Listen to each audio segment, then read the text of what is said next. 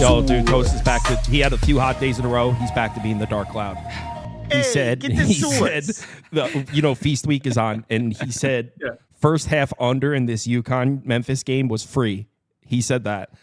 Nonstop scoring the entire first half. Teams were shooting 65% from the floor. Yeah, it was, and like from the jump, like tip off, made three, like bucket. It was like, oh shit, like this looks like a Pacers game. Amazing. Yeah, he's in it, and he sent it in the group text. He goes, "If you're not fading me right now, you're an idiot." Like, he's really in his feelings. But yeah, Chris, I'm sure Chris will be joining us in a second. What's up, everybody? Happy Monday. Hope you all had a better NFL Sunday than I did. You know what's crazy? There were so many swings. If you texted me at 3:45 p.m. Eastern time, so heart of the witching hour, if you text me and said, "Hey, how are your picks doing today?" I would have been like, "I'm killing it." I was looking beautiful. The Commanders Cowboys under looked free. I was like, chalk it up as a win. The score was 10-9 in the fourth quarter. Vikings were up 2 touchdowns. My top bet, I had Vikings -3. They were up 2 touchdowns. And I was like, I think I'm going to be 5-1 after these early games. And obviously the Vikings blew the cover, ended up pushing. The Commanders Cowboys scored, I think, 115 points in the last couple of minutes of the game. So I went from like 4-1 or whatever to 2-1 and break even. And from that point on, it was just all downhill. I lost the Raiders. Almost got a backdoor cover, but to be honest, I didn't deserve it. Denver was the right bet there. I lost the Seahawks team total over. Not that they couldn't move the ball. It just turned out to be the slowest paced game ever. Not really sure why it looked like that. Seattle had been running a fast pace. Game was super slow, that Seahawks-Cardinals game. And then the under in the Eagles-Rams last night, shit, I had it. Saquon just slides down after the first down. I got it. But nope, he decides to take it 90 yards for a touchdown. Thanks, Saquon. All right, so hopefully we get back on track. Not a good Sunday. But all right, we're doing NBA first. As you guys know, this is my last week not doing NBA. So starting next week, I'll be in on the NBA. But I'm just a spectator here. So first game, New Orleans, Indiana. Chris, Lindy, who would like to go first? Chris, you started off. I can go first. Can you guys hear me? Yeah. Audio good? All right, what game are we talking about? Pacers and Pelicans? Yep. Didn't bet this one, Cal, but I think I'm going to. And I'm taking the points with the Pelicans here. It is not for the faint of heart. This team has been terrible on the road. I think they have not covered the spread quite yet. But it's a fate of the Pacers. Second leg of back-to-back. They've been traveling all over the place. They're only 1-9. I'm sorry, the Indiana Pacers, second leg of back-to-back, third game in 4 nights, fourth game in 6 nights. They beat the Wizards, but barely got a cover last night. And that was without Jordan Poole at the helms last night. The Pelicans have also already beat the Indiana Pacers. So you could say it's a little bit of a revenge spot here. But I just don't like what I'm seeing from the Pacers. I think the way that they play basketball, they really need everybody. They need all hands on deck, and they're still going to be shorthanded in this spot. I like that, a couple of the guys come back. I think CJ McCollum is in for this game. And the biggest factor, in my opinion, is just the big rest disadvantage spot here. This will be I mentioned 3rd and 4, 4th and 6. This is actually the 7th game in 11 nights for the Indiana Pacers. So a team that has not been covering in general laying such a big number, I got to take the lesser of the two evils here. I'll take the Pacers. You look at these teams playing their 7th game in 11 nights. They're 17 and 24 against the number. So they're only covering about 41% of the time this season, and only 48% of the time since the start of the 2018 season. So it's a major rest disadvantage spot here, and I think you get a motivated Pelicans team. And they're starting to get a little healthier. They got Jordan Hawkins back. They got who else did they get back? I think Brandon Ingram's going to be out there tonight. He was out for a couple games. Yeah, they got it. They got a couple guys back. So I'll take the ugly dog here. It is ugly. Give me the Pelicans. Yeah, McCollum's back out there. All right.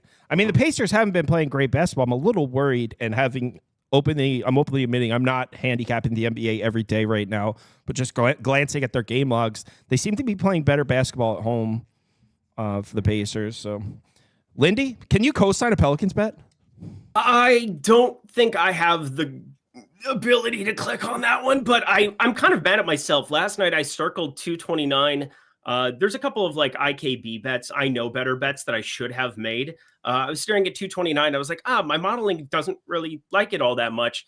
And now it's dropped to 225, 225 and a half, 226. I'm like, man, all of these were, that would have been an advantageous get last night, but I currently have nothing on this one. I think everything you brought up on the Pelicans side makes a ton of sense. I have this pretty close to efficient though, overall. If you made me do anything in this game, it would actually still be something towards that under 226. You get McCollum back out there. Obviously is going to help from an offensive perspective for New Orleans, but it's just enough for me that I can't really do anything with this game whatsoever at this point in time. We're going to see so much change in assist rate here with Brandon Ingram. He's really had to take it on himself lately with this basketball team. He's averaging nearly 5.5 assists, basically a career high for him at this point in time. That's going to come crashing back down to earth as you start to get guys integrated back into this offense. Jordan Hawkins is there, but with Brandon Ingram questionable, if he ends up out, it would be a stone cold disaster. I don't know which side of that to be on. So I'll just put Pelicans plus 6.5, and let's just hope Brandon Ingram plays basketball tonight. Wow.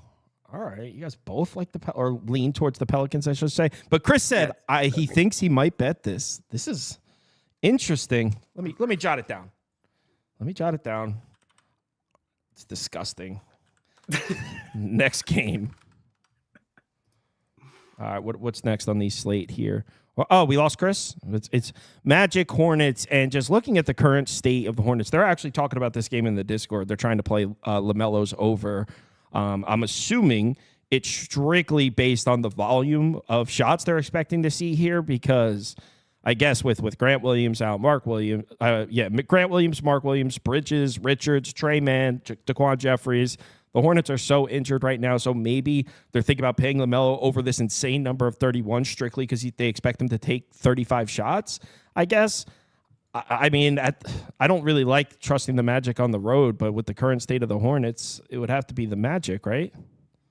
Yeah, it's definitely the Magic for me. I ended up on the money line. I attached that to something else yesterday, but at this point in time, the best bet for me is just taking the points, laying the points, 4.5, 5, 5.5. I'm seeing 4.5 at ESPN. That's probably a little bit too heavily juiced there at -120. I'd be looking at the -110 anywhere. Bet 365 if you have access to that. There's actually a 5.5 at -105 at BetMGM. I'd be okay with any of those. This is just a interesting line in general. The Hornets, you get Salon, who has to be out there a lot more now. Torn ACL, Grant Williams out for the rest of the season. Mark Williams, Nick Richards both got assigned to the G League today, so we're going to be waiting on them as well.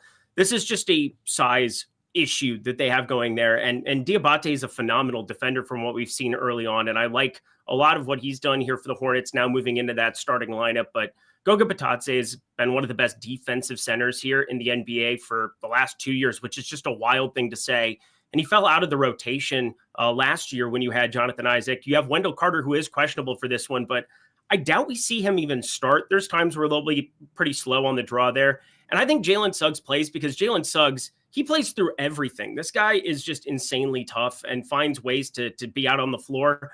I do get worried that it's a lower body injury. We're talking a left hamstring strain, so there is that. But when you go individually player by player, Franz Wagner, can we just give him a shout out for how insane he's been over the course of the last month here without Paolo Banchero?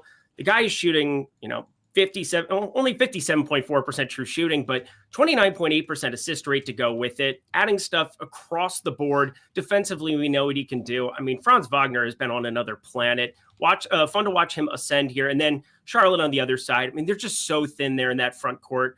I don't know how they slow down Franz Wagner. Goga Bitadze, not that he's some offensive weapon by any means, but you get Jonathan Isaac in that second unit, and his minutes have been trending up. Got up to 25 minutes against Philly, so it is there for him to play 24 to 26 minutes if required. Love that kind of ammunition off the bench. Give me Orlando. Yeah, you can put Orlando up for me, and I'm erasing the I erased the Pelicans off my notes. Magic -5. That's something I can get on board with. I'm curious to see. Prop Beaver just put the poll up. I'm curious to see. Do you think this is a heavy public side? I think some people like the Hornets, though. We'll see. Chris? Nah, it's a super heavy public side. Is it really? They opened at 2 yesterday. 2.5. Yeah, 2.5 is what I saw there. And The argument I guess you could poke in for Orlando is that they are just 4-14 against the number last 18 road games. I took them the other day, Cal, against the Clippers. Remember? And that was the last time they lost, of course, right? In Charlotte, for whatever reason, they've been feisty. They've covered three of their last. They covered three straight, 4 of their last 5, and it's been from the 3-point line. So that's what you're really banking on. If you think that, like, if you like Charlotte, I wouldn't take the point. I guess I would take the points with the number being so big now. At 5, I think I would still take Orlando, but I saw this at all the way up to 6.5 earlier. If that was the case, I'd be taking Charlotte. If you like Charlotte, I think you just play LaMelo and Brandon Miller. I think Lindy just talked about it, but a lot of the players are missing. So you're literally going to see LaMelo Ball and Brandon Miller jack up a bunch of threes in this spot. This is not a Charlotte team that likes to attack the rim at all. Last 5 games, they're 25th in rim frequency, 28th in rim accuracy. But guess what they are doing? Shooting a ton of threes. 3rd most overall, shooting the 5th most and the 3rd best percentage. So that's how LaMelo got 50 the other day. He just got hot from the 3-point line. You need him and Brandon Miller to shoot a ton of threes. I'm not banking on that happening. Terrible travel spot for both teams. So I end up staying off of this one, but the spread being where it is now, though, I think I would play Orlando, even though I lost a little bit of value. Magic up. Next game. Next game is Toronto-Detroit. Toronto missing some pieces as they have been all year. No Grady Dick, no Quickly, no Bruce Brown and Olynyk have been out. Jacoby Walter out. Scotty Barnes back in, though. He was hurt a couple weeks back. 5. Is that too many here? Kind of want to play the Raps, just saying. 5 is absolutely too many. Hold on. So we got to think about this. Like, this is a Detroit Pistons team that has Cade Cunningham listed as doubtful, and they're laying 5 points. Yep, it's insane. It's actually insane. The more that I reran it, but here's the thing. I ran this multiple times and simmed it out multiple times. I still keep landing on 5, and I'm still probably just going to bet Toronto. So I'm happy to look stupid with you guys. I'm going to go there. I do have a prop from this too, but I'll let you finish, Chris. No. Go ahead. I like RJ Barrett for over 4.5 assists. We saw Scotty Barnes added back to this rotation, and he's actually leading this team in assist rate so far this season. It's kind of wild, but Noah Emmanuel quickly 33.3% assist rate. You're taking off the floor. He hasn't played a whole lot this season, 66 minutes, but Scotty Barnes has not been shooting the ball well whatsoever. 47.5% true shooting, 43.6% effective field goal percentage. There is a lot coming in the way of positive regression there. We know how good Scotty Barnes is. 61% from the free throw line. He's just been dinged up. It's been problematic. He has that 34.1% assist rate, but even though RJ Barrett, 29.7% assist rate on the season is a little bit inflated, it's still around 23-24% here when you take into account them sharing the floor together, Scotty Barnes and RJ Barrett.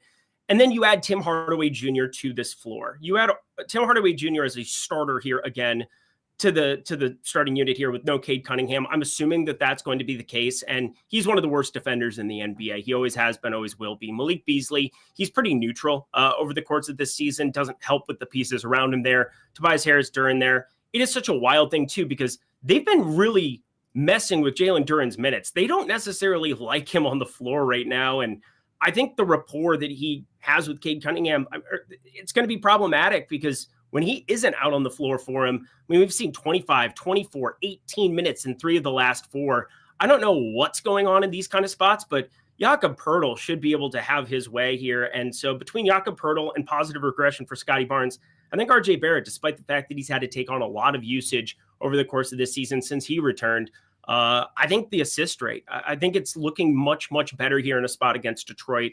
I think 4.5 is way too low of a number. All right, RJ Barrett over assists with a lean towards the Raps. You can put up Raps for me too. I think I'll bet the Magic, but not this one. Chris, you said you were leaning Raps as well. Yeah, it's Raps, and then I like that over on RJ Barrett assist prop as well. I think the line is what it is, and this was at 5.5. The money's actually come back down on Toronto. I think it is what it is because Toronto is playing on second leg of a back-to-back. But Detroit has not looked great recently. I bet them the other day against Charlotte, in a revenge spot. And they just haven't been able to play as much defense. They consistently turn the ball over. And I think that we continue to see that. Toronto, just because they're on the second leg of a back-to-back, it's still a pretty young team. I'm of the mindset that they can go in here and win this one outright. So I know that they haven't been great, but I think that they're live to win this game. Detroit has not, for what it's worth, Detroit has not won a game by 5 points or more in the last 10 games, outside of a win against the Wizards, which everybody's winning by 15 or more against the Wizards. So it's only Toronto in this spot here. And I know Ausar Thompson is back for the Pistons. He missed the first chunk of the season. Didn't play though, so he was active. And this is just something I've been paying attention to because Ausar Thompson, we know how Amin Thompson fills up a stat sheet. Ausar can do the same thing. He was active. He was, limited because of conditioning, and yet he didn't see the floor in a blowout loss to Orlando. I didn't even know that he was active. I thought this was his first game. He was active in that game. Yep, I was paying close attention to that one because he's a guy who you want to kind of jam and single game parlay some unders when you have like a surprising piece like that could walk into. Again, I don't know what his minutes would be, 16 to 24, but if you were to just single game parlay attach like 4 or 5 of those together and just jam unders together, it can be an advantageous thing, especially in the rebound department for a team like Duren, who can eat up so many, but his minutes have been so volatile as well. Yeah, so that's what I was saying is the Pistons are a team that usually more often than not are able to win the rebounding battle. Well, Toronto, especially with Pirtle on the floor, is a very good rebounding team. So I kind of like that matchup for Toronto. Maybe they're able to take away what Detroit does well. Next up, we got Clips Celtics. Did you guys see? Oh, man. I saw a clip on Twitter. It was like the Minnesota announcer talk about Jaylen Brown. You guys didn't see that? Freaked out because I was watching that game in the side on mute with Red Zone. It was like 107. Me too. Let me say exactly. So what happened was the game started and the announcer was talking about how bad Jaylen Brown's been shooting from 3. And he opened up the game hitting like 5 threes in a row and it was like 15. Yeah. And the announcer was just like, this won't last. Like he's been ice cold from this spot on the floor. And he just keeps banging it. And Brown, he quote tweeted it. It was like hate ass announcer or something. It was funny. Go look that up on Twitter after that. You like it is a good laugh. Classic Minnesota sports. We're just we're backing ourselves into a corner and dying there. It was very weirdly like I enjoy when the announcers have some personality. So like I enjoy that kind of stuff. But it was very like weirdly negative. It was like he took Jaylen Brown's unders or like had a vendetta against them or something. It was weird. Anyway, Clippers on the road in Boston. Let's see. No Norman Powell still. Porzingis is back. What are his minutes going to be like? What do you guys think here? I wouldn't play it at 10.5 now. I got it at 9.5 for a small play. 10.5. We're starting to. I know it's only a point, but again, the Porzingis thing came from the clouds. I mean that was absolutely. You knew it was going to be abrupt, and he was just going to show up at some point. And it's nice to have him show up here on this back-to-back for him. But played a competitive game yesterday. Clippers really didn't. Clippers kind of got to have light work of everything. No starter played over 27 minutes. I think in the aftermath of that, we've only seen this move up a point. A lot of what happens with Boston, if you just kind of track the individual spreads, it gets bet up from a place. It basically opens at a number. It gets bet up throughout the day, and it finishes at a place you just probably don't want to jump in. That's kind of the way that I feel about it now at 10.5, just a passive a game for me at this point for you guys. I kind of would lean towards the Clippers a little bit. They've won 5 games in a row. Poll is leaning towards the Clippers. Chris, you know what I would like to know? How have the Clippers been defending the perimeter recently? Chris, did you look at any of that? Absolutely, and that's exactly what I'm about to tell you. They're elite at defending the 3-point line. Boston is shooting 53% of their shots from the 3-point line. 53% of Boston's shots are coming from the 3-point line, which is absolutely insane. But you get a Clippers team, as you just talked about it, they are top 5, but specifically, I just had this up. Let's not go Clippers defense. Specifically, top 5 games, they're number 2 in opponent 3-point percentage. They're holding teams to 31.8% from the 3-point line over the last 5 games. Above the break 3, same thing. They're top 4 in that shot zone. And that's why I am an idiot and didn't get to the under, which this opened at like 222.5, and it's been bet down to 217.5. I still think they can keep it within the number, though. The Boston has not been covering games. They've won 5 in a row, but they've failed to cover 4 straight. So I do think they can keep it within the number. Here's the reason why I didn't take the point with the Clippers, because it's only 2 teams today that's playing their 7th game in 11 nights. That's a terrible fatigue spot, and the Clippers are the other team. Outside of the Indiana Pacers, this is the other team. And like Lindy said, they didn't play big minutes yesterday, and it's short travel, of course, as well. But those things kind of give me a little bit of hesitation. with the Clippers, you said it, Kyle. They won 5 games in a row, and then they get double digits on the second leg of a back-to-back. But we know what Boston is capable of. I just kind of think that this one is feisty. Maybe Clippers first half instead of Boston first half because Boston is laying such a big number. But I didn't play the full game. I do want to get there with you though, Kyle. And if it wasn't the 7 game in 11 nights, I would be on the Clippers with you. Lindy? Oh, you passed on this. So you passed on this one. Yeah. At this point, I have a ticket at 9.5, but I bet it before the Clippers decided to find a way to just annihilate against Philly on the road, and they just didn't have to play their starters major minutes, and that's kind of an advantageous thing when you get done with a game for Boston that ended up being quite competitive. I don't do a ton to kind of like, it's basically like worth a point to me. When you talk about that kind of a difference, it's still Boston at home. It's still going to be them, chucking up shots ad nauseum, and they drop, you're in a lot of trouble here. But I wish I didn't have this play at the moment here at 9.5 still, but at 10.5, it's definitely a pass. 217.5 is an interesting total for a Celtics game in Boston. Yeah, obviously we know the Clippers have been playing defense, and that's an under team, so lower scoring tend to lean towards lower scoring games. But what he brought up too is awesome. I mean, 33.4% defensive shooting efficiency. I mean, Clippers have been awesome at defending the 3 overall. The problem is they give up a lot of threes. They give up the 4th most amount. So it's just a high variance basketball game that, again, I wish I didn't have a ticket on. High variance basketball game. To your point, Lindy, I looked at this real quick. This is the last thing I'll mention. So since the start of the 2018 season, you look at these double-digit home favorites that's playing unrested, and the total is less than 220. You would think, the games probably go under. Nah, 28-13 to the over, 68%. Oh. That's one of the reasons why, like you said, variance is one of the reasons why I stayed off the total, because this should be under game. But if it squeaks over and gets to 220, none of us would be surprised. No. All right, let's talk Mavs Hawks. There's no Luka, and now I'm seeing Klay Thompson may not play in this game as well for Dallas. I guess that Kyrie also got, just like since we started the show, Kyrie was added. What? Big deal. Yeah, questionable. That's the big news of the day is him being downgraded. Yeah. Wait, who else is doubtful? I think it was Quentin Grimes. I just saw as doubtful. Maybe since we started the show. Yeah, he's not playing. Has the line moved? This is going to be, I mean, if you're playing DFS in the streets today, Jaden Hardy is going to be God out there on the floor. I mean, Jaden Hardy alts, just potentially, Jaden Hardy alts might be like the thing to put on the bottom bar for me at this point. Jaden Ivey is going to chalk. So this line has moved, by the way. It's up to 4.5 now. Yeah. I'm guessing based on the news you guys just shared. Mm-hmm. You meant Jaden Hardy, right? Yeah, Jaden Hardy. That's what I said. I think you said Ivy. I think he said Hardy the first time, and then when he finished the second, then I said it backwards. Okay, yeah. Jaden Hardy is going to smash souls. He's going to chuck against Trae Young and company. And then, I mean, I don't know. It's a Dallas team on a back-to-back here as well. I guess the wagon of late, and I'll give a shout out to my guy DK DFS, my guy Danny. We've gone back and forth about Jalen Johnson a lot. My Dookie, he just continues to find ways to smash 22.5 points plus assists. I mean, this thing is a wagon. PRA for him has been a wagon.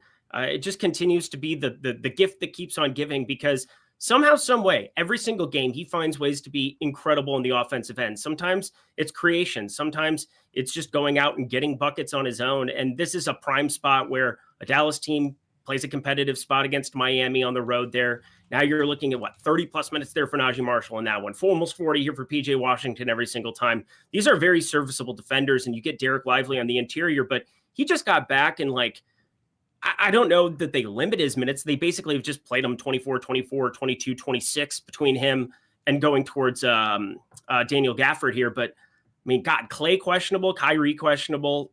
Atlanta, I mean, this total is now dropped as it should have. I mean, again, another ticket I wish I didn't have today, over 238. That's what I attached my Orlando money line to, but I just looking foolish here at this point in time. I'm just going to kind of pass on this at the moment. It's hard to find any value on the props, as everything got yanked off the board, and it's going to be waiting for this Kyrie news. But I just want to throw it out there to the people. Jaden Hardy in these kind of spots is God, so do not fade him.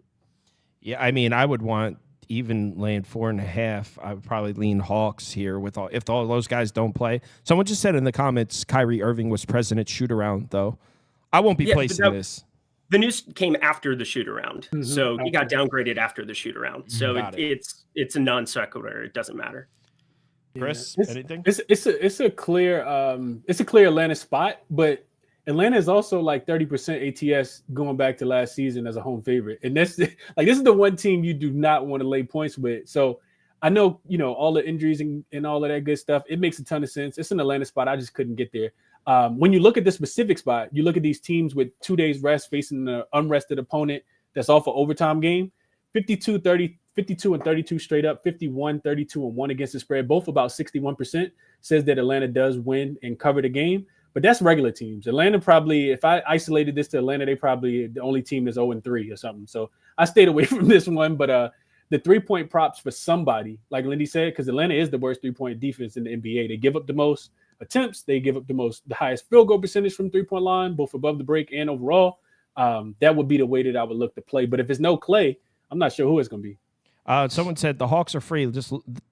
There's no way they should be laying 4.5. Take the Hawks.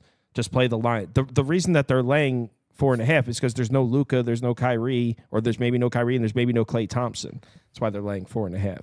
It's not just randomly there. Portland on the road in Memphis. Memphis laying 10.5 points. Ja Morant is on the floor. They are still missing some pieces, though. Of course, it's Memphis. They're never healthy. Vince Williams Jr. is still out. G.G. Jackson's still out. Vince Williams was so nice for them last year, too. Mm-hmm. With no 8 and I mean, the question is, can Portland are they able to stop Ja Morant from getting to the basket? And I think the answer is no. Even though I do think there's some scrappy defenders there on the perimeter for Portland. There was a period of time last season when Simons and Sharp were healthy, even Malcolm Brogdon last year as well, where they were actually a top 10 defensive team on the perimeter. Now, can you rely on that showing up on a night in, night out basis? Probably not.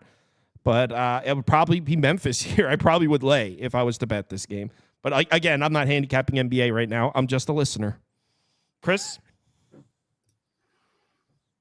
Man, I saw this line came out at 7.5 yesterday, Cal. And if you wanted Memphis, probably should have jumped on it then. I'm actually of the contrarian mindset, and I didn't bet it. So don't take what I say with a grain of salt. But Portland was playing against Memphis on the 10th of November. Cal, and this is the game that Portland started covering afterwards. They lost by 45 to this Memphis team. Chauncey Billups told his team that if they can sleep well tonight, they're fucking losers. And they bounced back and they beat the Portland Trail. Yo, you're obsessed with this Chauncey Billups motivational speech. That's like the fourth time you brought it up. Listen, because they keep covering. Since that speech, they're 5-1 against the number. Remember, they beat Minnesota twice outright, back to back, and everybody thought Minnesota was going to win the next one, and it did not happen. They lose to they cover against the Oklahoma City Thunder. They lose their game by 10. And that was the game that you talked about betting them, Kyle. You said the rebounding is eventually going to catch up. Then they go to Houston. They do lose. That was the only game they didn't cover to Houston. They lost by 28. They play them the next night on Saturday. They win the game outright. The problem here is Jeremy Grant is on the injury report listed as questionable with an illness. And Scoot Henderson was involved in a car accident that happened on Friday night after the game. And it was minor. He's listed as questionable for today, but he missed that game. Potentially may not play today. The worst part is clinging. They do not they don't have any rim protection without clinging. Robert Williams, bro. Yeah, you're right. I'm not sure how many minutes he's going to play. I know. That's the problem. Honestly, coming off a 45-point loss, I kind of feel like they have this one circle. I know you get Ja Morant back, but Chicago, they just beat Chicago by 20. They won they covered 8 of their last 9 games. These revenge spots this season, the more you lost by in your previous matchup, the higher your percentage of winning the next game outright is. So I'm not saying to take the money line here. By no means a stretch of imagination, but if I'm playing the game, I'm taking Portland and just probably not watching it with my eyes closed. And I'm probably taking the under as well, thinking that they can play defense. But I need a lot of the offense to be in, and they don't have but so much. I'm picturing Chris waking up. He's drinking his morning coffee and watching the Chauncey Billups speech on repeat. Because that's the 4th time he's brought that speech up. He loves that speech. They covered 5 of 6. Cal, this reminds me. It moved you. The speech moved you. This reminds me a lot of you when you were staying at the Raptors resort and you were enjoying your stay. That's what Portland has been. All right. So, Lindy, are you a believer in the Chauncey Billups speech that moved Chris? Womp, womp, womp. Nope, definitely not. Pass. No, nothing here for me. And have fun, Chauncey Billups. I thought he was going to get fired like at some point soon. It continues to not happen. So he apparently does a motivational speech to keep his job every single day. So shout out Chauncey Billups. He's a real one. Well, his speech landed when it comes to Chris. Chris loves that speech. No, not me, Cal. You know what didn't land? Donovan Clingan on the right side of his leg. Donovan Clingan not on the floor today. Good luck with John Morant and Jaren Jackson Jr. at the 10. Good luck to you. That's why I didn't bet it. Exactly why I didn't bet it. Yeah. All I have to say for this next one is outright. Knicks outright. Wrong team favored. I'm just kidding. I didn't look at it. But 3.5 is actually a short line here for the Nuggets at home. There's still no Aaron Gordon, right? Other than that, let's see. The Knicks, same two. No Achua, no Mitchell Robinson. Karl Anthony Towns is questionable. That sucks. Deuce McBride, questionable. What are you guys thinking here? You want to start it up? No, go ahead, Lindy. Okay. For me, this is just basically going to be like the all-in Hulk slam triple-double Jokic when we get some actual concrete stuff coming in. Karl Anthony Towns out there. I mean, this is plus 115 over on FanDuel. You can piece it together. They've done a better job at kind of like trimming some of these numbers. Again, plus 115, very, very short for triple-double number. But here are a couple of the things. One, Karl Anthony Towns, one of the worst defenders we've ever seen here at the Cup. I mean, the guy is giving up over 90% shooting at the rim right now. Do you know how insane that is? Do you know how unbelievably impossible that is for a center to be giving up 90% shooting within, at the rim? But that's just, apparently he's the worst defender in the NBA at the 10. But you're potentially going to get him off the floor here. And anybody who ends up showing up, whether it's Jericho Sims, Huck Porty, one of those two, they've got to find ways to, maybe have OG Anunoby help over on Jokic in some capacity. They're going to be completely defensive focused. They're going to be out on the floor doing everything they can to try to slow Jokic down, which is obviously a huge ask. But I think Karl Anthony Towns gets obliterated no matter what out here. So I think it would actually look better for the triple-double to get Karl Anthony Towns out. I think there's also ways that you end up just seeing on the other side, Jalen Brunson. This is going to be like a textbook. Jalen Brunson goes out and tries to score 40, 45 like last year in the playoffs and win a basketball game here on the road.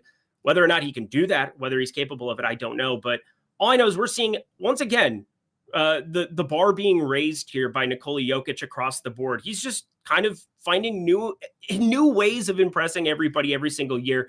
43.9% assist rate, 20.4% total rebound rate, 66.9% true shooting, and from three, 55.3%. What are we even doing here this year, Jokic? He's out of control.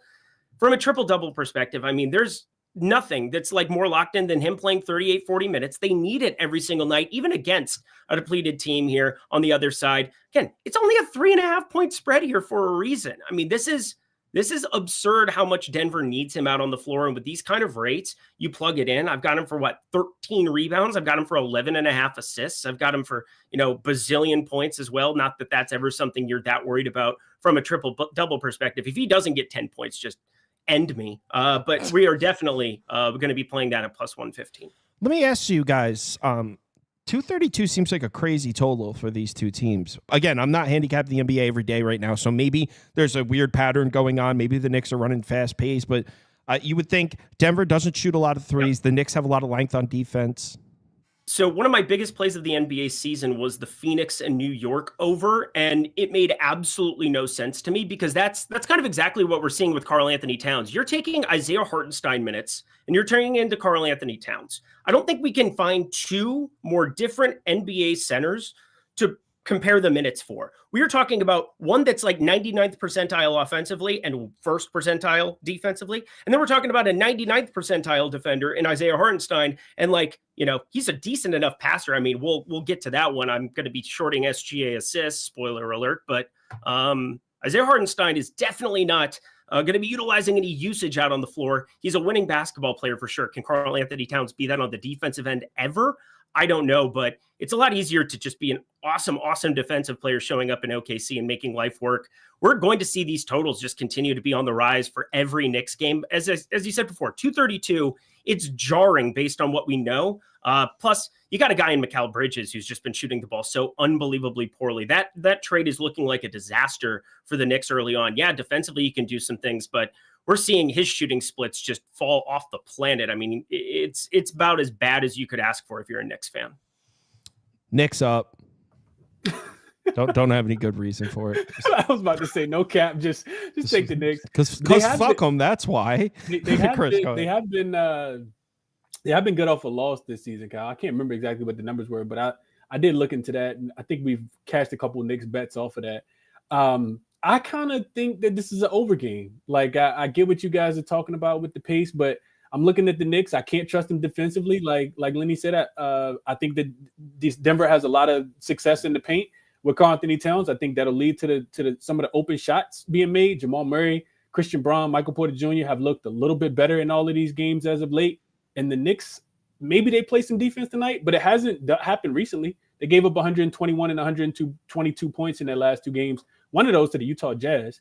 And on the Denver side, their offense is actually starting to click a little bit. 3 straight games where they've scored 120 points or more. They've historically dominated the matchup as well. They've won 7 of the last 10. They beat the New York Knicks 113-100 last season when these teams matched up in Denver in the last matchup that they played.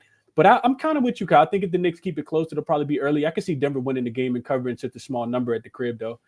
Stayed away from the game, but I kind of lean under.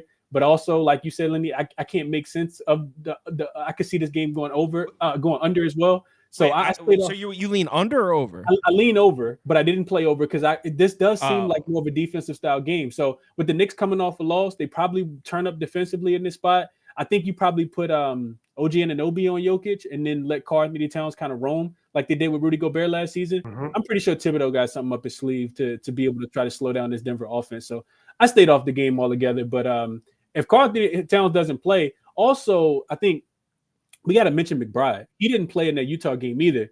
And the offense looked really, really poor in that game. I need him if I want the Knicks in this spot because the Knicks bench is not what I think you guys signed up for over there, Kyle. At least not yet. Oh, whoa! It's November. Let's take it a step further. As of yet. I said as of yet. This is a great live betting game. I'm not ever going to throw it out there because again, the vig on a lot of live betting, it just depends on what you see. But this is one where you could, if Mikal Bridges isn't knocking down shots, they've gone the last 2 games here to closing lineups with Cameron Payne. Cameron Payne is closing over Mikal Bridges in a lot of these spots. I mean, Tibbs is over it. It just kind of is what it is. So I think Cameron Payne overs, potentially unders on Mikal Bridges as the game continues, as you enter that second half, definitely on the table. That sounds like a Denver team total over if Cam Payne's going to be in the game and Mikal Bridges is going to be on the sideline. Yeah, very much so. I mean, Christian Braun, though, it's not like he's some offensive centerpiece that you need to have out there. I mean, Christian Braun's actually been getting ripped off of closing lineups too for Russell Westbrook, which is just wild to be going through some of those box scores, but is what it is right now. Someone said the Knicks, he doesn't believe the Knicks have lost 2 in a row. They have lost 2 in a row once this year. So they have lost 2 in a row, just once though. Next up, Nets, Warriors, and Golden State. What's the line for this? 12.5, 13. Yep, big. I'm good. Me what too. Do you guys think? I'm gonna enjoy a piece of nicotine gum. I actually think that the Warriors can blow the Brooklyn Nets out in this spot. I think that they can win this game by 15, 20 points. Did I bet it? No. But Brooklyn got a big win yesterday in Sacramento. They won that game outright. You know how much energy it takes to win outright as a 10-point dog, unless you're playing against the Sacramento Kings, which, you know, Kyle, that's your team. But whenever you don't bet on them, I guess that's what they look like. It's not my team. They just get disrespected, and someone has to stand up for them. That's all. Yeah, they should be disrespected after losing outright to the Brooklyn Nets last night. But anyway, so you get a second leg of back-to-back, a little bit of travel involved. Golden State also coming off a loss. They lost by double digits to San Antonio the other night after winning by double digits. They had a double-digit lead at halftime. So we've seen Golden State bounce back, pretty well in these spots. I think they're 3-0 straight up, 3-0 against the spread coming off a loss so far this season. I saw Cam Thomas go down, land kind of awkwardly on his tailbone, lay there for a second. He says he's okay, Ben Simmons is not playing on the second leg of back-to-backs. I think Golden State kind of take their frustration out. I would look at Golden State team total to go up and over, and Brooklyn Nets, I would look for them to get smoked in this spot. The last point I'll make is that when you just look at it from an X's and O's perspective, the thing that's been really, really good for Brooklyn is they've been shooting the three-point ball really well. They're top 5 and surprisingly, they're top 5 in three-point attempts and makes over the last 5 games. Golden State still one of the better defensive teams against the three-point line. So I think Brooklyn's going to have some problems scoring the basketball here on the second leg of a back-to-back. Next, someone in the comments asked Texas A&M, who will win? Well, if the NCAA needs Texas to win, because if Texas A&M wins that game, the playoff picture gets confusing, because then what happens if Georgia beats A&M in the SEC championship game? Does Texas A&M get in with 4 losses? And okay, if they don't, now they have 4 losses, you can't put them in. You're going to put Texas in instead, who they just beat? It's a very interesting. The college football playoff needs Texas to beat Texas A&M because it gets weird if they don't. Wow. Let's be thankful, though, that we're arguing about 12 and 13 as opposed to 4 and 5. Yeah. I think people are looking at this completely the wrong way by overhyping and how do we set the bar? Who cares? We're going to get a majority of the best teams in no matter what. And if you're at 13, you probably have a reason that you're left out. So, like, from my standpoint, I'm just so ecstatic for. I mean, we're going to get 4 games, 2 games. Like, it's going to be an incredible playoff. It's going to be amazing. Last year was so much fun. And it just like we're getting like 5 times the amount of college football playoff. It's going to be really fun. Our group too, our college football people too. It's going to be a war zone in that Discord for that playoff. Oklahoma City, Sacramento. This line is now down to 3.5. Clearly the Sharps are seeing it right. Kings win outright. Are you with me? No. No, I'm not. Oh no. Go ahead, lay it. I laid it. I actually laid it last night. I was watching the game thinking, Sacramento was going to come back and win that game, but they did not. It's so many different things that pointed me to OKC in this spot. And I'm probably overthinking it, right? Just kind of like people who were scared to take the Clippers were yesterday. They opened as a 1-point dog. They closed as a 1-point favorite. No money came in on them to push their line to 2, to 2.5, to 3, and they ended up winning by 30. And I think that's what we see. I know Sacramento has lost all these games in a row. They're a super desperate team. But OKC has 4 days rest in this spot. So I think if you like Sacramento, you probably want to get in early. Maybe you get a little rust versus rest. But, just looking into the trends, since 2021, you look at road favorites with 2 days rest or more playing an unrested opponent, they're covering about 61% of the time. But outside of that, now you got Isaiah Hartenstein back. And I know that they're still, I think Isaiah Joe is listed as questionable. You got Caruso's not going to be there, but somebody goes in the torture chamber. I'm not sure if that's going to be De'Aaron Fox or if it's going to be DeMar DeRozan. Somebody's going in the torture chamber. So you really just got to watch out for that one other player. And Isaiah Hartenstein is going to limit what's his name? What's the kid name? Domantas Sabonis. So Sabonis is going to be slowed down by Isaiah Hartenstein. We know OKC's top 5 defensive rated team. I'm just thinking over the course of the game. Didn't want to overthink this one. Sharps on the opposite side of me. I'm on OKC. I played the -4. Had no idea I will be able to wake up and get a better number today at 3.5. So we'll see how it goes. I laid the 4. Okay, so you and I did the exact same thing. We have a bad number, but you know what? I don't really give a shit. I will say the one thing I'm going to be paying very close attention to, and I think everybody should too, I might end up playing Sacramento first quarter just in the event that Isaiah Hartenstein doesn't start, which would be weird to me. I don't know why they wouldn't want to start him with Sabonis on the other side. You'd want all of Hartenstein's minutes to overlap with Sabonis, you would think, because what are we worried about? Alex Len off the bench coming out and taking advantage. Trey Lyles. Let's get out of here with this weak shit. Let's put Isaiah Hartenstein. Let's put the man on the little boy there in Domantas Sabonis and have ourselves a little fun. But Isaiah Hartenstein, everything I said before, I continue to believe. He's a 99th percentile defender. He does everything that you are going to ask. Like OKC has been a terrible rebounding team now for the last 2 years. That's been the bugaboo. Can they rebound? come, big games like this. And, this is a spot where OKC, these are the kind of games where come playoff time, they would be sliding in a series. And it's just like, oh, well, they got out rebounded by 15. But Isaiah Hartenstein out there changes the complexion of this team. And then when they get Chet Holmgren back, it's just going to be a fully operational Death Star. I'm very much looking forward to it. But the one play for me in this one is the under of 6.5 assists for SGA. I think that's a nice add here at this point in time.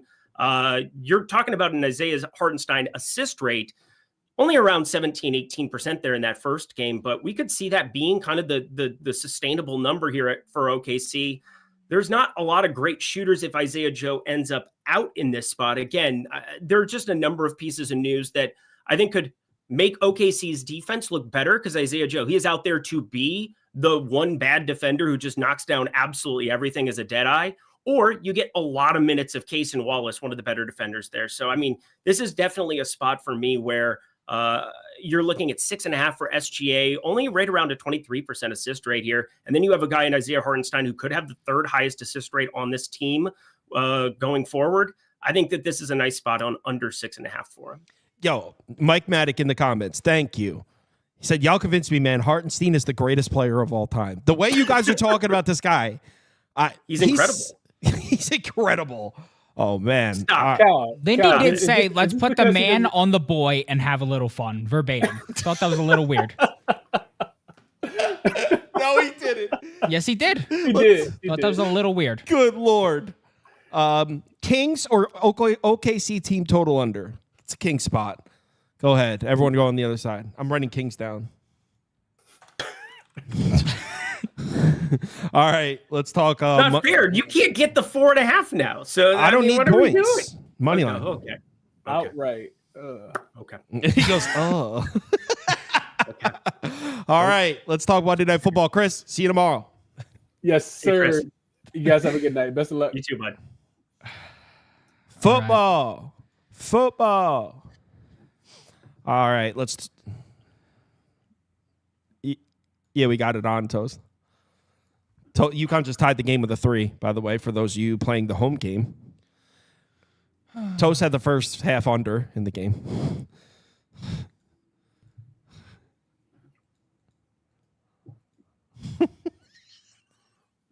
All right. Probably you were setting up the screen. 3. You have one with me, you, and Lindy. Is right? there a way to search it up quickly? Just type 3 dash. It'd be 3 dash Beaver Lindy or 3 dash Lindy Beaver. All right, 1 sec. All right. Anyway, so we got Ravens Chargers. Is this still 2.5 across the board? I honestly am considering throwing a few dollars on the Ravens, but the bet I have down, as I'm sure you guys know if you watched the video I uploaded last night, is the over. And I won't go through everything I said on the video, but basically, I like the matchup for both offenses here. Baltimore, on paper, has probably been the best offense in the NFL so far this year. Are they the best offense in the NFL? Probably. If not, they're certainly top 3, top 5. But on paper, no question, just based on production we've seen so far this year, you have to say Baltimore is at least one of the best offenses in the NFL. And the Chargers defense might be a little bit overvalued. It's a good defense, but if you look at who they've played, actually the stat I used in the video last night, the Chargers have played, what is it, 10 games, 11 games so far? 1 second. I have the stat right here. They play like nobody. Yeah, 10 games. So, all right. The Chargers have played 10 games. 7 of their 10 games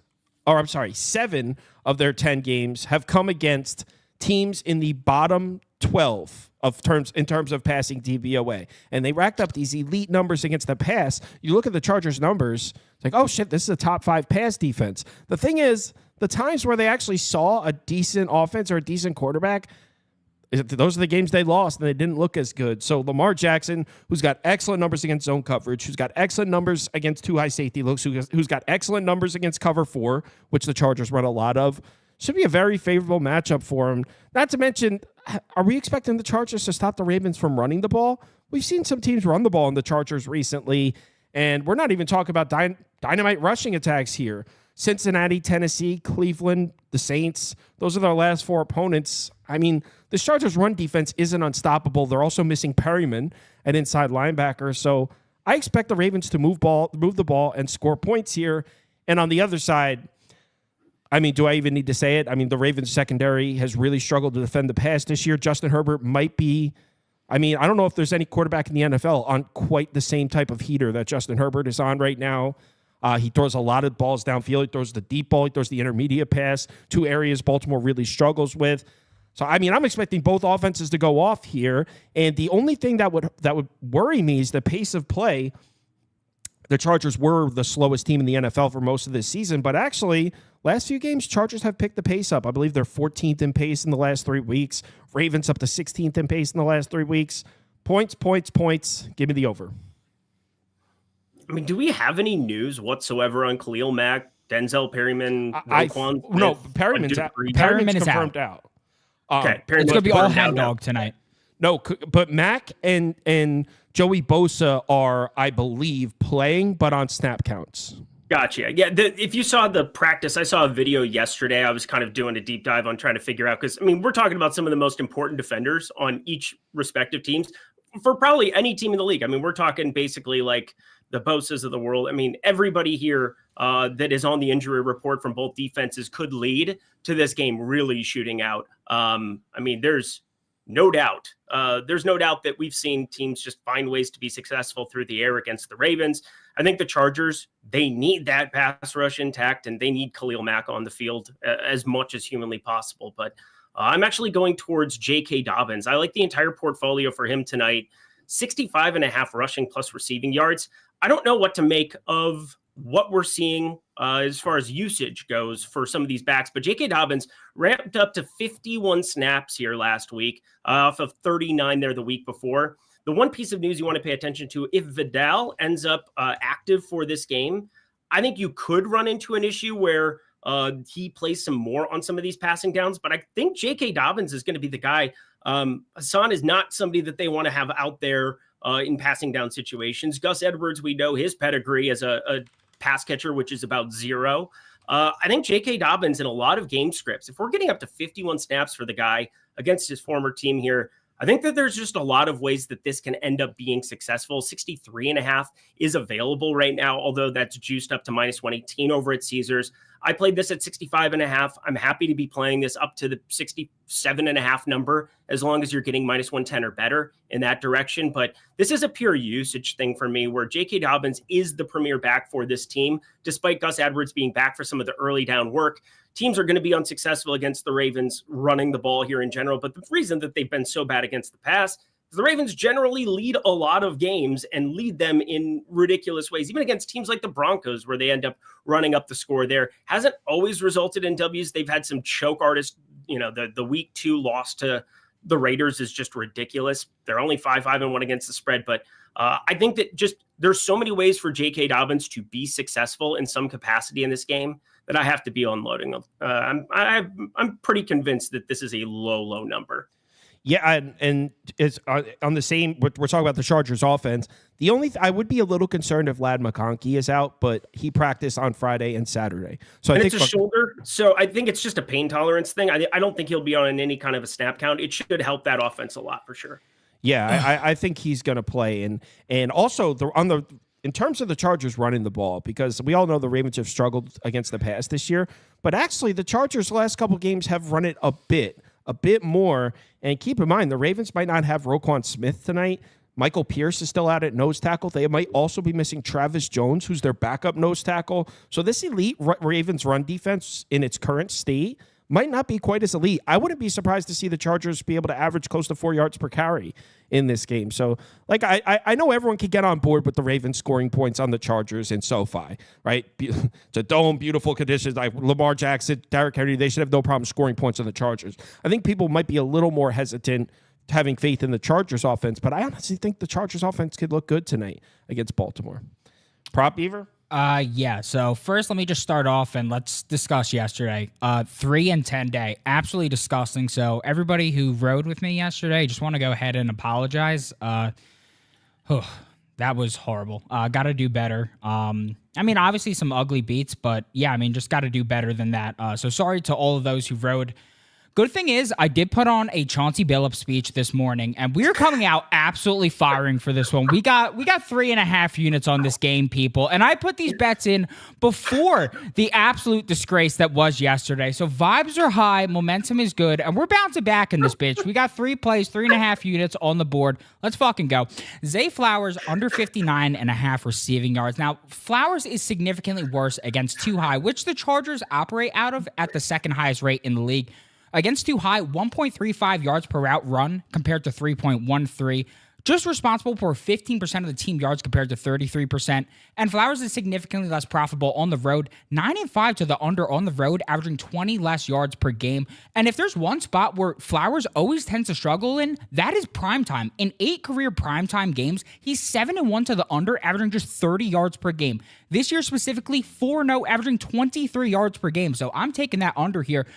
Who do I like to go off in this game? Rashad Bateman. I'm taking his over 37.5 yards and 50-plus yards at plus 170. With Flowers' numbers withering against too high, Bateman's numbers skyrocket against too high. First in air yard share, first in team yardage, first in yards per route run, and first in first downs per route run. He's 3-1 to the number this year in prime time with 50-plus yards in all 3 caches, averaging 63 yards per game. And for doing a bit of line reading here, his receptions total set at 3.5, heavily implying he reaches at least 3 here. With 3-plus receptions, the guy's over his last 8 of 10 opportunities, averaging 53 yards per game. A wide receiver's hit 50-plus against the Chargers in all but one of the last 8 games, and I just told you how I feel about Flowers. So I threw a half unit on him to get 50-plus as well at that plus 170. Really like the matchup for Bateman. And then also I have Herbert over 260.5 pass yards here. The tides have completely turned in terms of the style of this Chargers offense. Weeks 1 through 6, 31st in early pass down rate. Week 7 through 11, 3rd in early pass down rate. And we've now seen Herbert clear the mark his last 4 or 5 games. 3 of the caches, he led by a wide margin entering the second half, which is not even an ideal game script. This profiles to be a shootout. The total's at 50.5, facing one of the most prolific offenses in football. And Kyle detailed the Chargers have been facing some lackluster offensive competition to start the year. If we're trailing, then we're in a really good spot here because Herbert's attempts line's at 44.5, something he's under in 8 of 10 games thus far. With even 32-plus pass attempts, he's over his last 20 of 30 games. Opposing QBs are 9-2 to their pass yards over against Baltimore this year, and they're allowing 312 yards per game on the road this season. I believe that's 30 more than the next closest team on the road in the NFL. So those are my 3 plays. If you want to fade, go right ahead. If you want to tail, go right ahead. Hold on. So what was the week you said about the Chargers' first early down passing rate? What week was that? It was weeks 1 through 6. They were 31st. Week 7 through 11, they went to 3rd. Because that goes exactly with what I was talking about. Because I was looking at the pace numbers. It seems like Harbaugh was trying to do a slow, control the clock run game, try to maybe bring his Michigan Wolverine offense to the Chargers. And after 6 or 7 weeks, it just wasn't working. He's converted into a pass-happy, upbeat offense, and I mean it's working. So I know this Chargers team has been an under team for most of the season. I wouldn't be surprised if the Chargers are an over team down the stretch. So yeah, a lot of plays there from Beaver after watching a Chauncey Billups motivational speech. The way he delivers, I mean, it's no wonder the team's covering so many spreads lately. All right, let's do do we have a touchdown score? No, but we do have I see a Will underdog. Dissly touchdown score graphic. Yes. Oh, I have Will Dissly. Oh, Yeah. okay. yeah. all right, Play the that's song. fine. Play the song. I got this plus 330. Oh, Anytime, touching it down, scoring it, running around. It's the anytime, touchdown, scoring. Anytime you need touchdown. Yeah. All right. So, yeah, you'll have to play it back. We can't hear it. We put it on. None of us could hear it. You'll have to go watch it after. It's some pretty train compelling effects. stuff. So, Lindy has a touchdown score. sliced fruit. What is that? It's like it's soothing. It's ambiance. It's an ambiance thing. You wouldn't Ambiance. understand. It's an ambiance Yeah, thing. come on. Oh, okay. Totally pro. Yeah. Ambiance thing. It's good. All right, so Dissly, explain to the crowd. All right. Got this plus 330. It's plus 280. It's still somewhat in play for the people here. Tight ends. Only 2 touchdowns have the Baltimore Ravens allowed to the tight end position this season. Tanner Hudson and David Njoku. But it's a high variance thing. They've given up 100 to Cade Otton, 95 to Jake Ferguson. Fergie Ferg, let me love you a long time. Zach Ertz, Mike Gesicki, David Njoku, all over 60 yards. they've still been pretty unsuccessful. I could see a big play coming Will Dissly's way here at nearly 3-1 still. You're getting a guy who there's no Hayden Hurst out there, although even if Hayden Hurst were active, you would see him playing way, way over him at the moment because Will Dissly has been a very important part of this offense, no doubt about it. As everything you brought up there, I mean, they've been top 5 in terms of expected passing, like in neutral game scripts between a 20% win probability and an 80% win probability. They've been 4th in the NFL since week 7. So everything you said there is in line with what I'm looking at. And I'm just a big fan of backing a guy here specifically that's nearly 3-1 that has been just a target monster here for Justin Herbert of late. 6 targets last week, 6 targets the week before. We've seen 11 against Arizona. There's such huge potential here for Will Dissly in this spot. This is just too big of a number, despite the fact that, yes, against the tight end position, only 2 allowed, but that's a nice number to be getting on Dissly, who should be on the field the entire time. What do you guys think about something fun? Like, what would a bet be for Justin Herbert 3 passing touchdowns and Lamar Jackson 3 passing touchdowns? And it's only plus 982. I was hoping it would be. I mean, that sounds pretty fat right there. Plus 982. That's not. I for 3 each. I was expecting. I mean, what do you want them to do? I'm expecting a lot of passing in this game. So what about? Why not 300 plus like passing yards each? Ooh, why not really beat yourself and bet Jalen Reagor? Hold on, Lamar Jackson. 300 passing yards. Justin Herbert. I mean, I think they're both in the top 300 passing yards. 10 of neutral pass and then both rate. of them to throw 2 touchdowns. It's plus 1,400. Ooh. Ooh. Ooh. All right, so type this up. Okay, I'll type it up. All right. Someone goes, the parlay song is nice. I'm literally going to go back and hear this. I hate myself. I'm going to go back and listen to it as soon as we are off this. I need to know when why sliced fruit into water. If you're looking for an answer to the question, it won't be answered. You'll probably be more confused. The answers are not here. It's an art thing. All right, so Lamar Jackson, 300 plus passing yards. Like watching Eyes Wide Shut or something. I don't know. What are we doing? Except for no hot Nicole Kidman. Mm-hmm. Lamar, 2+ passing touchdown. I love her in that movie. With the glasses. So hot. I would wear a mask. Herbert 300 plus and Herbert 2 passing touchdowns.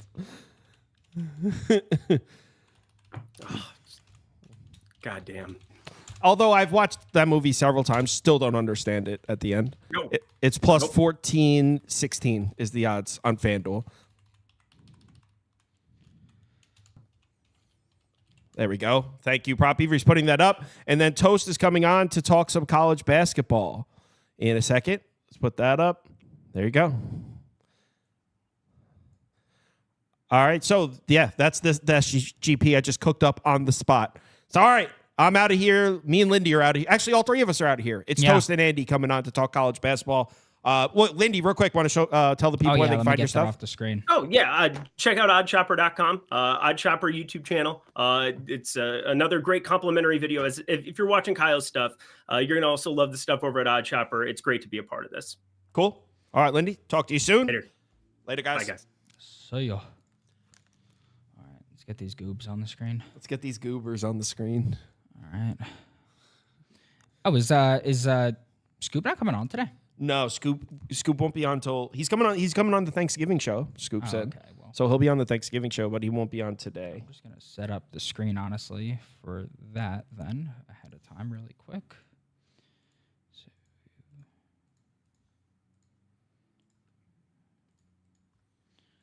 all right, let's get these jamokes on the screen. All right.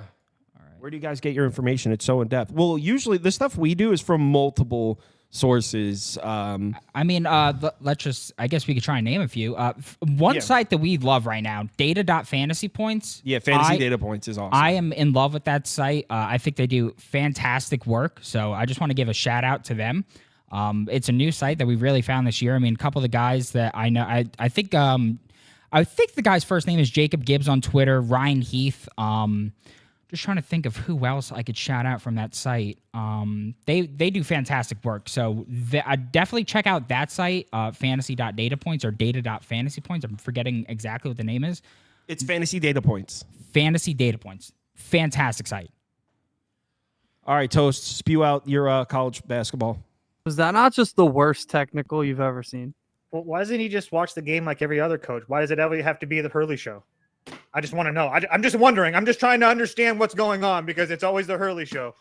So, I mean, that's what everybody wants to see, right? So, tee his ass up. Let's see what happens. It's unfortunate. It's unfortunate that people actually thought that UConn was good after going from really, really fantastic guards to guards like Aiden Mahaney. Anyway. I haven't lost a game. All right. Well, they're about to lose to Memphis. So, there's that. So, we'll see.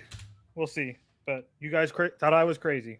But anyway, how's everybody doing? Beaver, I just want to say a special shout out to you because I also got absolutely destroyed yesterday as well. So yeah, I know that feeling. Yeah, I know how it is. It stinks, but hey, we got. I respect you. I respect you for being in front of it. No, we got the next week. Anyway, Michigan State, Virginia Tech. Nope. I'm sorry, Michigan, Virginia Tech. Excuse me. Sorry. This is a game that's kind of interesting to me. I kind of think that Michigan blows them out. I kind of focused on the total. Andy, what are your thoughts on this one? I agree. I think they blow them out. Significant size advantage was something that gets to me. They can pretty much do whatever they want on Virginia Tech. Danny Wolf, the transfer from, I think it was Yale.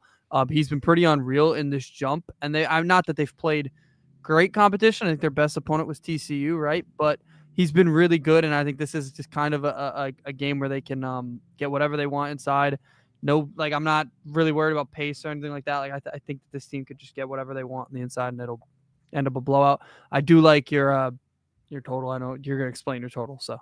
I mean, it's really can't really add much to that. Michigan, both of these teams are going to turn the ball over a lot. And I know that Virginia Tech likes to slow it down, but I think that with Michigan being the much bigger, faster, stronger team that is way more experienced as well, even with their turnover prones, I just think that's going to lead to Virginia Tech runouts, which is just going to put random points on the board for them, which I only think that's good for the over. But like you said, I just neither one of these teams shoots free throws really well, so that does bother me a little bit, but at the same time, Michigan should absolutely dominate. They're like a top 5 team inside. I think they're shooting close to 65% from inside as a team and close to 40% from outside. So, and the Virginia Tech defense has been somewhat decent from the outside, but they're really, really bad on the inside. So as long as Michigan just plays through their bigs, I really think they're going to be able to score it well. So I wouldn't be the line moved. A little bit of a movement is weird to me. I guess it's 10.5.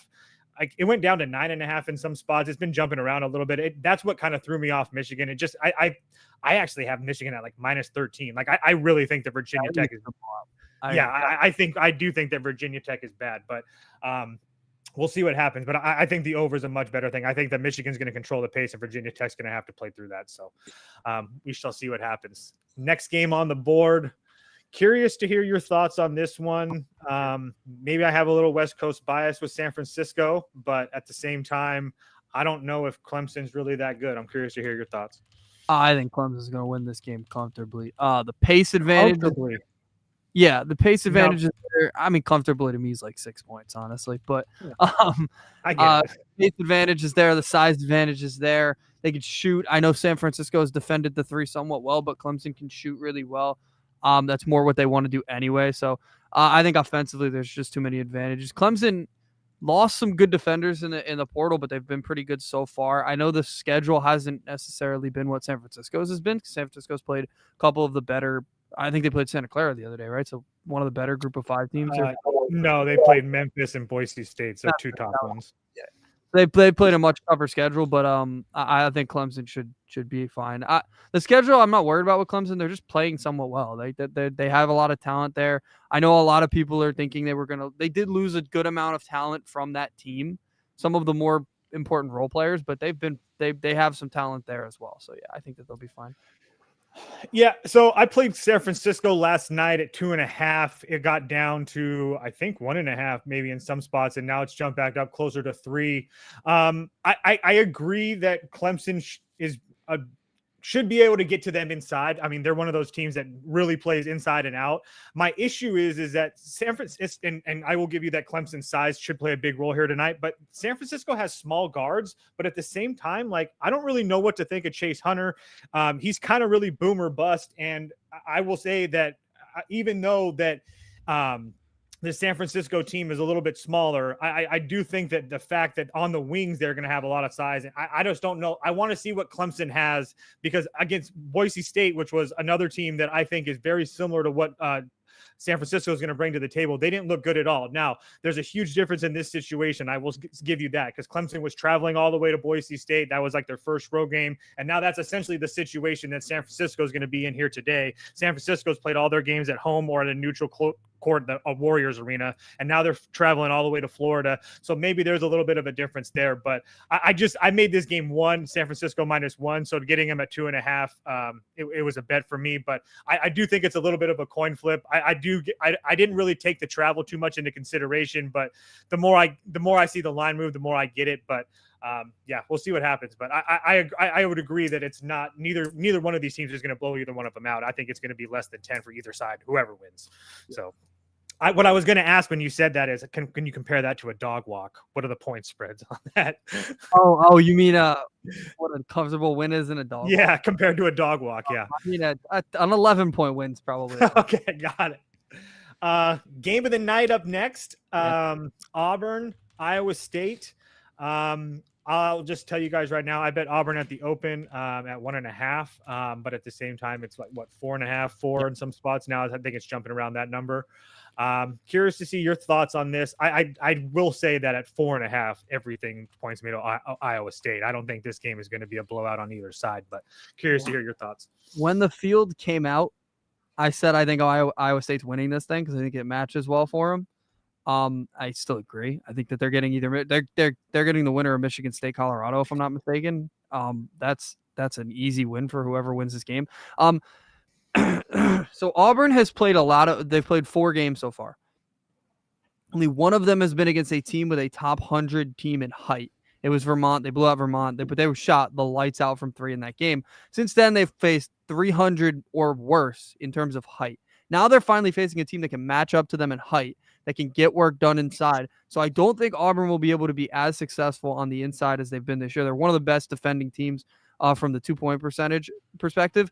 I don't think that that's going to be the same here. And against Iowa State, that they can do work inside. They want to do work inside. Auburn, on the other hand, they really pretty much only want to shoot threes, which is fine. They have one of the best 3-point shooting teams in the country to this point, but they're definitely, I don't think it matches up as well as the other opponents. Granted, none of those opponents were particularly great besides Houston, obviously, but the thing with Houston is they're not tall. Houston is they're one of the best teams in the country, but they're not a tall team. They're a shorter team. They're more guard oriented. This Iowa State team has height and they can match up with Auburn. So I think from that perspective, I would like Iowa State +4. I also think they can win the game. I said it. I think they can win this tournament. So with the way that it's working out right now, I think the winner of the North Carolina Dayton game is doing backflips right now because they're getting whoever wins this one. So yeah, they're probably winning it, whoever wins the North Carolina Dayton.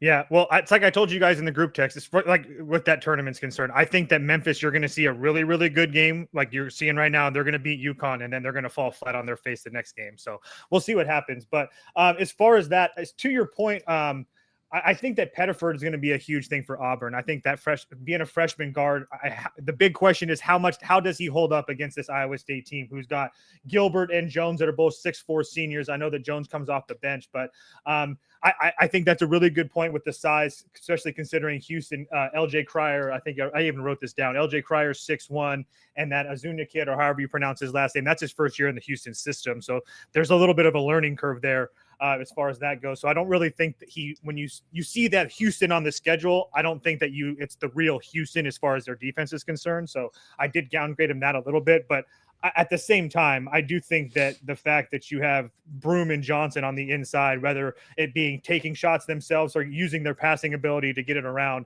I think that helps against a defense like Iowa State. So like I said, I played Auburn at 1.5 because I just thought that Auburn was the much better team, and I made it 3.5.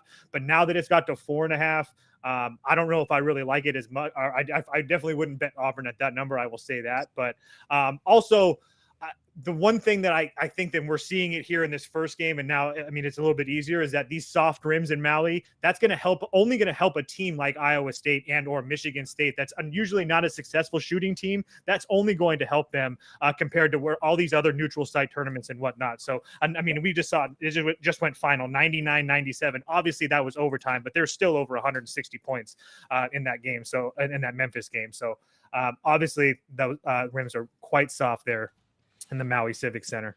It'll be Auburn or pass for me. I think that they're the head and shoulders better team, but we'll see what happens. It's going to be interesting for sure. Go ahead. I'm in shock. I cannot believe that UConn just lost to Memphis. That surprises the hell out of me.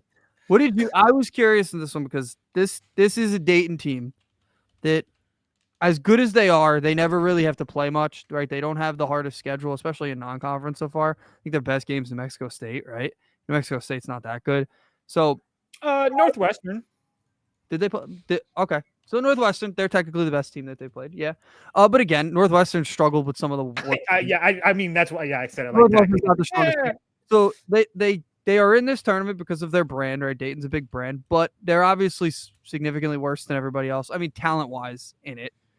Maybe not Colorado. Colorado sucks this year, but they're obviously the lowest brand here. They're a team that you'd probably be surprised if you saw won this game. The line is a little bit better than I thought it would be. I thought it would be in the double digits. It's not. I personally think they're going to get ran off the floor. I think UNC is very good. I think Dayton has benefited from the fact that they've played smaller teams. UNC is a fast, pretty good team, ACC team, a lot of talent, not going to be easy to score. That's my personal opinion, is Dayton has had, been in a situation where they're playing lighter opponents and they're significantly outmatched talent-wise. So that's the way I looked at it. I like UNC here, but that's how I saw it. I agree. I didn't bet North Carolina, but it'd be I'm sorry. I didn't bet North Carolina. I bet North Carolina and Michigan State in a money line parlay, but that number is way gone now. But I will give you that Dayton under Coach Grant has been pretty decent in transition, especially as far as transition denial. And that's one staple that we know that North Carolina wants to do is get out and run. But at the same time, I think I also think that it's a huge fact that North Carolina just played a game here in Hawaii, which already helps. It was against Hawaii, which is not even close to the team that Dayton is. I'm not trying to make that case, but Hawaii does like to run a slow pace, and we saw a very, very similar to a Dayton team that's 324 in pace, or I'm sorry, that's just 200 in pace. I mean, Hawaii is 324. But either way, I just don't see how Dayton's going to slow down North Carolina. I mean, Zed Key is not what everybody thinks he is. I mean, he's like the definition of average. Like, I don't know if that's really going to do anything for me there. I just think that North Carolina has too many weapons here. Dayton might keep this game close in the first half just because they can try to slow this game down. But I think that as soon as North Carolina starts making some shots, and the fact that North Carolina's guards, I think, are head and shoulders better. I mean, Davis and Cardo are just a very, very good 1-2 punch in their experience and what they do. So it's just hard for me to look at Dayton here. I would love to get there with them, but at the same time, I think it's 10 plus for you or UNC no matter what.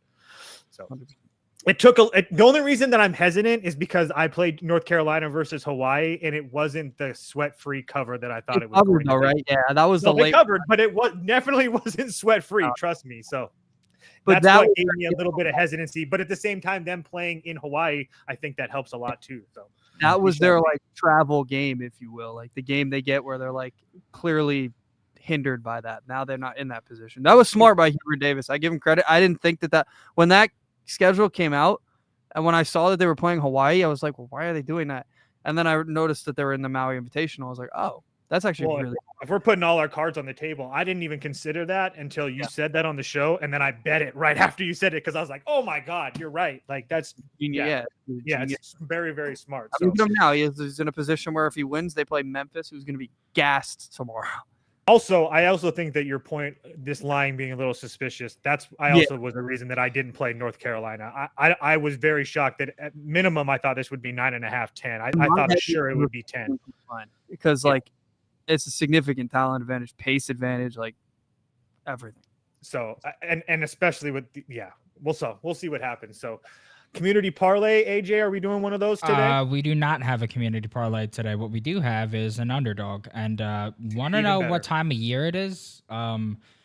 On Underdog, it is actually Feast Week on Underdog. Yes. And in order to celebrate Feast Week on Underdog, starting Wednesday, there are profit boosts or discount tokens, there's gimme picks and more. So go over to Underdog. And if you want to start early, well, you could tail or fade this three-legger right here. We got Justin Herbert, higher than 263.5 pass yards. Zay Flowers, lower than 58.5 receiving yards. And Rashad Bateman, higher than 38.5 receiving yards. The promo of the day for our friends at Underdog is Justin Herbert, higher than a half total yard. I mean, based off my luck, he may not get that, but I hope that he sure does. If you're a new customer or would like to become one, you can in the States in yellow right there with the promo code BET, B-E-T. My friends, all of our friends, have a blessed day, a much better day than we did yesterday.